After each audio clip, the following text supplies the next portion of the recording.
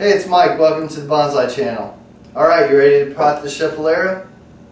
I got my pot already. I just finished cleaning it with pot oil, and that's in a different segment. But right now I'm ready to pot the Schefflera. What I do is, when I'm trying to train a Schefflera down, I got a pot that I basically cut the top off of. It's a regular nursery pot that I got from another plant. So what I'll do is I'll continually cut the roots down and try and get it into a smaller and smaller pot. And in that fashion I get it into a bonsai pot. There's two methods of doing it. Either keep it in the pot that it came in and prune the roots and then put less soil in it and let it go down in the pot, although you can see how that wouldn't work here. Or continually cut the pot off. So that's what I've done. But as you can see, the plant kind of got root bound. And the problem with that is that if I left it like that and put it in the bonsai pot and started fertilizing it, the plant would actually rise up out of the pot as these roots got bigger and bigger. And I don't want that to happen. I need to stretch these out. So the first thing I'm going to do, and remember, this is a tropical, so the roots are very hardy. I can do this at any time of the year. But what I'm going to do is to pull these roots apart and try to unbind them. So, let me do that now.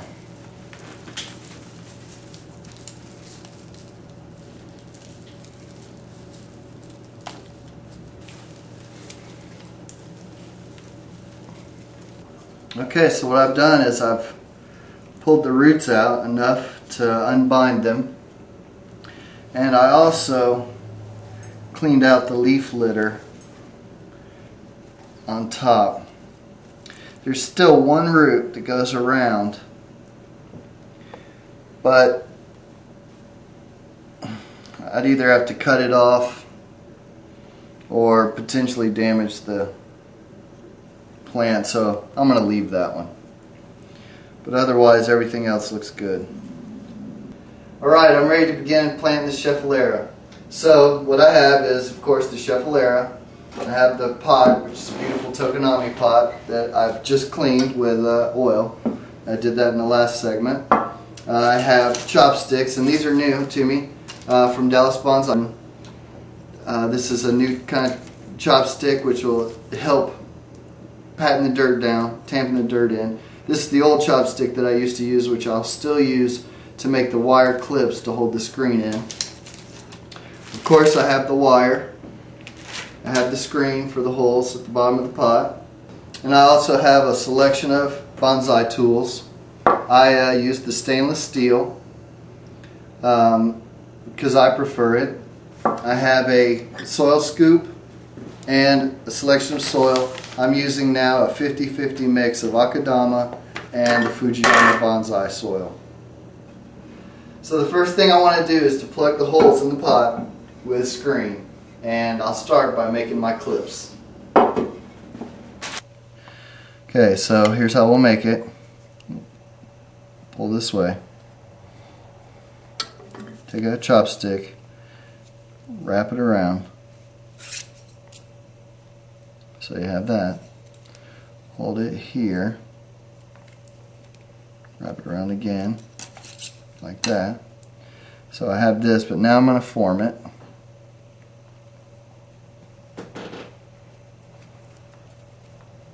Just pulling on it and making it the desired shape, like so.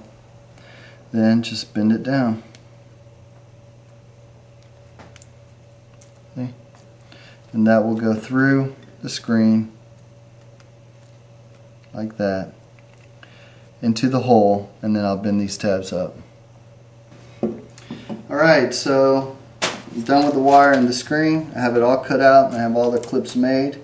So now it's just inserting them. I'll start with the big one.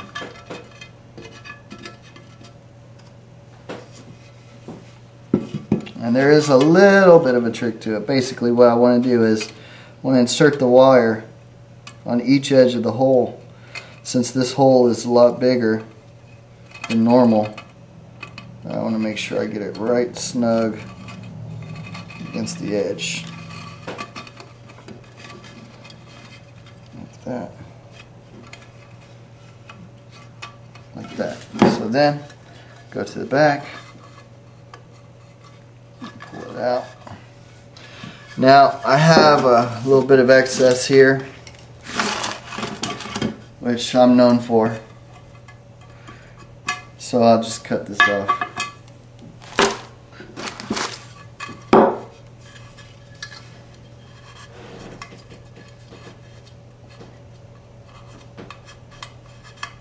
Like so. So there's the clip holding it in. Now continue with the rest. Okay, so last one.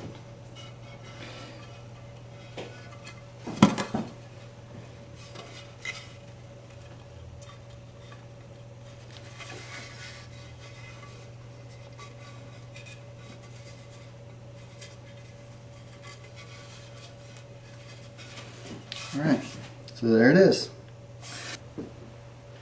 Okay, I'm ready for it to start potting. So I want to keep these out so that they're not root bound. And then I want to see what a nice composition would be.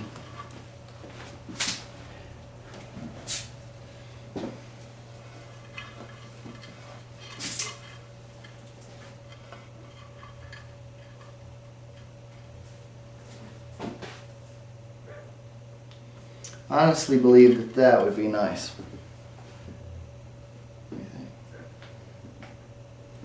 Because it's not in the exact center of the pot, it's kind of offset. That allows me to decorate this side of the pot.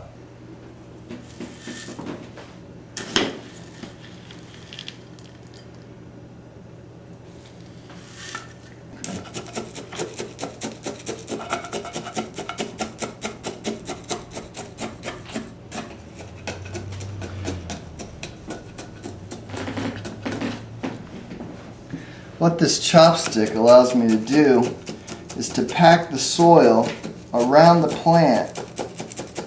That way it'll hold that plant tight and I don't have to wire the plant in. Okay, so I finished planting it, but what I'm going to do is I'm going to add a top dressing to it, some rocks to the top dressing. What we have is, this is basically the front of the plant. And you may think, well, it's a little catty-cornered, but in my taste is that when you see it from this direction, it opens up this side of the pot to you. So really, you want to look at it from this direction, which gives you more surface area to look at. That's what I'm seeing. And I like that placement. It's not direct and it's not in your face. It makes you want to look around the plant to see the different views.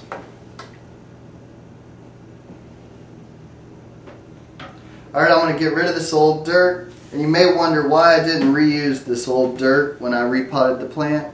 The reason is, in my mind, this dirt has old fertilizer in it and accumulated salts that could potentially over time kill the plant. So with fresh dirt, I'm limiting the chance that old fertilizers are going to build up in the soil. Alright, so Dallas Bonsai has many varieties of top dressings that I can put on my plant. And what I want to do is I got to come up with an idea of where this tree is sitting at in a natural type of scene. So I'm going to use some of these top dressings on my plant, to create a natural scene. Now you may wonder why I'm not going to use moss. The truth of it is that moss dies very fast. It really only exists on the north side of trees and banks in nature, and it needs a constant humid environment, which most homes don't have, and very rarely outside anyway.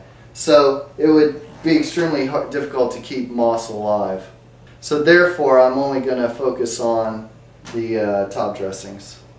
Dallas Bonsai has a wide variety of sands and top dressings, you know, from sand from Mount Fuji, zeolite, just on and on. There's, you know, different colors and shades, even lacquered nachi rocks, some grits, expanded shale. There's many colors and many varieties of shape and size to do what you want to. Alright, so what I'm seeing is, I'm seeing like a beachfront scene where I have the beach here and the ocean here, or the water. What I've done is taken some nachi rocks and just piled them up right there, because you never know, that kind of stuff happens in nature. So I've decided that I'm going to take some asa aki, which looks like this, and that's going to be my beach. And I'm going to pile it all in there. And then I'm going to take some oiso sand, which looks like this, and that's going to be my water. Right there. So what I'll do is I'll go ahead and start laying this in.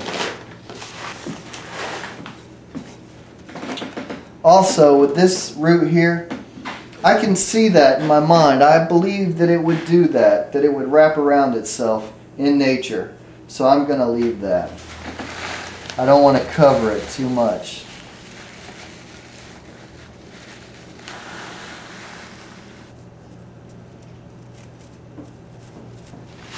The thing in my mind is to not get it too flat or get it too even.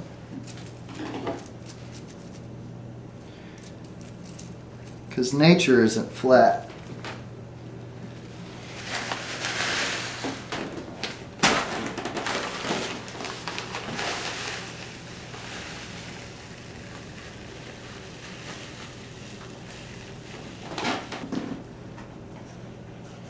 Now the water, though, would be flat. Yeah. All right. I like that. It's not overly complex, but it's stylized, and you can kind of see it.